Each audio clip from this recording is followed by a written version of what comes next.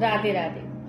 आप भी सोच रहे होंगे जब लड़ाई ईरान और इजराइल के बीच हो रही है तो दुबई बीच में कहां से आ गया। मैं आपको समझाती हूँ इस वीडियो के माध्यम से। मान लो 3 लोग हैं, एक का नाम ईरान, दूसरे का अमेरिका और तीसरे का इजराइल। इजराइल और अमेरिका बहुत अच्छे दोस्त हैं, मानो बेस्ट फ्रेंड, और उनका कॉमन दुश्मन है ईरान, क्योंकि अमेरिका का दुश्मन ईरान है। अब उनको दूसरी अरब कंट्री से फ्रेंडशिप करनी पड़ेगी ना, क्योंकि मामला ऑयल का आ जाता है। इसलिए उन्होंने चुना सऊदी को, और सऊदी से फ्रेंडशिप का मतलब है कुवैत, बहरीन और यूएई से दोस्ती, और ईरान से दुश्मनी का मतलब है इराक और सीरिया से दुश्मनी। अब सऊदी से फ्रेंडशिप के लिए इन्होंने चुना एक झगड़ा। आप ये गली देख रहे होंगे मैप पर।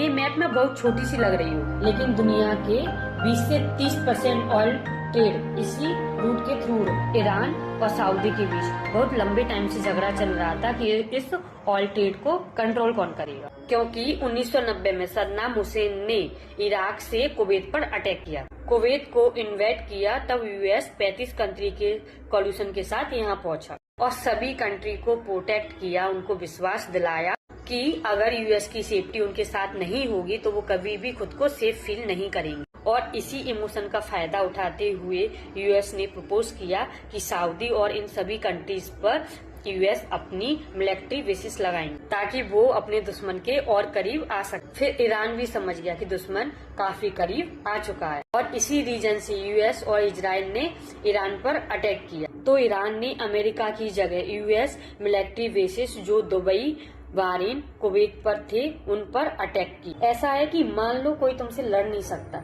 लेकिन तुम्हारे घर की खिड़की तोड़ दे तुम्हें वार्निंग देने की। लेकिन अब वो वार्निंग नहीं है, क्योंकि ईरान ने अपना सुप्रीम लीडर की मौत के बाद एक डिक्लेयर कर दिया कि वो यूएस के साथ नेगोशिएट नहीं करेंगे, और इसी वजह से दोनों तरफ से कंटिन्यू अटैक चल रहा है। आज के इस दौर में हमें इंदिरा गांधी से धन्यवाद करना चाहिए, क्योंकि अमेरिका के तमाम दबाव के बावजूद भी हमने 1974 में अपना पहला परमाणु परीक्षण किया था, और इसी वजह से भारत पर आज कोई आंख उठाकर देख नहीं सकता।